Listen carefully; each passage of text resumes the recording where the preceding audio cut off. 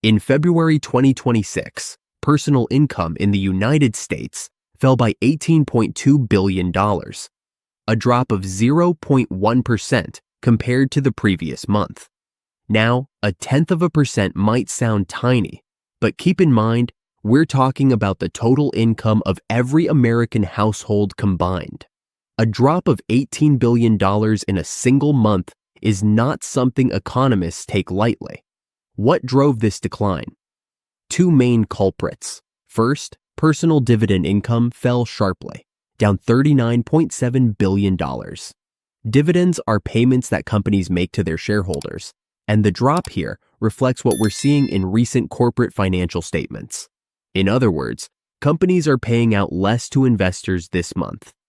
Second, personal current transfer receipts, which includes things like Social Security, government assistance, and, crucially, Affordable Care Act subsidies, fell by $21.6 billion.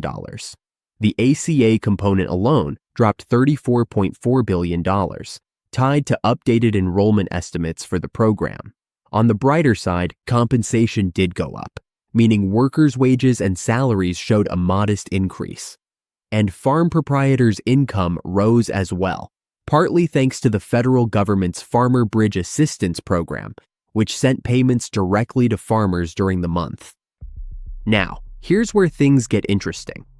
Even as income dipped, Americans actually spent more in February. Personal consumption expenditures, what economists call PCE, and what you and I call buying stuff, rose by $103.2 billion, or 0.5%. That's a significant jump in a single month.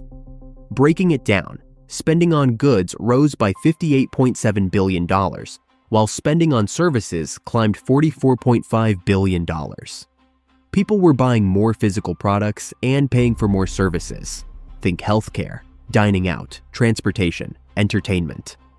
When we adjust for inflation and look at real spending, meaning the actual volume of goods and services, not just the dollar amount, real PCE rose by 0.1%.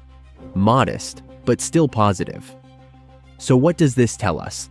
Americans are spending more even though they're earning slightly less. That gap has to come from somewhere, and it's coming from savings. The personal saving rate in February came in at 4.0%.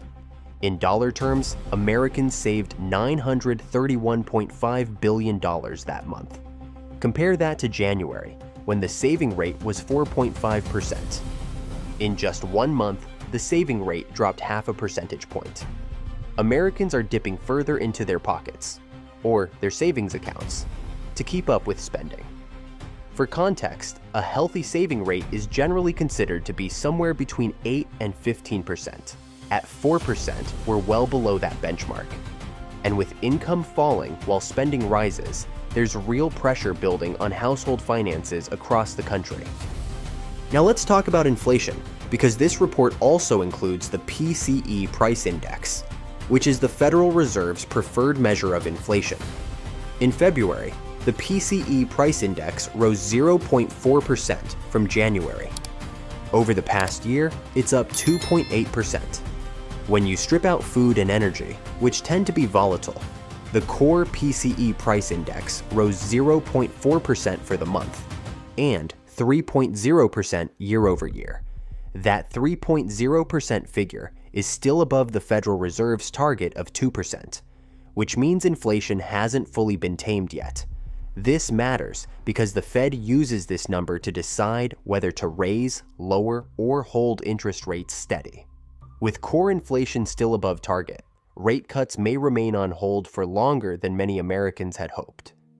One important note, this report was originally scheduled for release on March 27th, but was delayed because of the October to November 2025 government shutdown. The next release, covering March 2026 data, is expected on April 30th. That's your news breakdown. Now let's talk about what this actually means. Alright, so we've gone through the numbers, but let me tell you what I actually think when I read a report like this, because behind all the billions and decimal points, there's a very real story about how ordinary Americans are living right now. And that story is one of quiet financial strain. The thing that jumps out most to me is this. Income went down, but spending went up by a lot. That $103 billion increase in consumer spending, happening in the same month that income fell, tells me that millions of Americans are stretching beyond their means just to maintain their normal lives. This isn't necessarily reckless behavior. The cost of housing, healthcare, groceries, childcare, these things don't go down just because your paycheck does. People still need to eat. They still need to pay rent. So they spend even when the money isn't quite there. But here's the uncomfortable truth. You can't sustain that forever. Eventually, savings run out. Credit cards max out. And then what? We already know from other data that 27% of Americans have zero emergency savings. Zero. And 59% couldn't cover a $1,000 unexpected expense from their savings alone. When you put those numbers next to a saving rate of just 4%, you start to see why so many financial experts are quietly concerned about what happens next. I want to flag something that might get overlooked in the broader headlines. And that's the $34.4 billion drop in government social benefits tied to Affordable Care Act enrollments. That's not a small number, and the report specifically calls it out as a key driver of the income decline. What this likely reflects is a recalibration of subsidy estimates as enrollment data gets updated. But it raises a bigger question. As policy debates around healthcare continue in Washington, what happens to the millions of Americans who depend on those subsidies to afford coverage? If those payments shrink, whether through policy changes or enrollment shifts, that's money directly out of household income. And as we've seen today, households are already feeling squeezed. Let's talk about inflation for a moment, because that 3.0% core PCE figure deserves some honest commentary. The Federal Reserve has been trying to bring inflation down to 2% for over 2 years now. And while we've come a long way from the highs of 2022, that last mile, going from 3% down to 2%, is proving to be genuinely stubborn. What does that mean for regular people? It means the Fed is likely going to stay cautious about cutting interest rates. And what does that mean for you and me? It means mortgage rates stay elevated, car loans stay expensive, credit card interest stays painful. If you're carrying any kind of debt right now, you're feeling this every single month. The irony is painful. Inflation is hurting Americans. High interest rates, the cure for inflation, are also hurting Americans. It's a situation where both the disease and the medicine are costly, and ordinary households are caught in the middle. A 4% saving rate doesn't sound alarming in isolation, but think about the context. Before the pandemic, the saving rate was already historically low, hovering around 7 to 8%. During COVID, it spiked massively because people were stuck at home and receiving government stimulus. But since then, it's been drifting back down, and now at 4%, we're approaching levels that echo the period right before the 2008 financial crisis. That's not me trying to be dramatic, it's just pattern recognition. When Americans are saving very little, they are less resilient to shocks.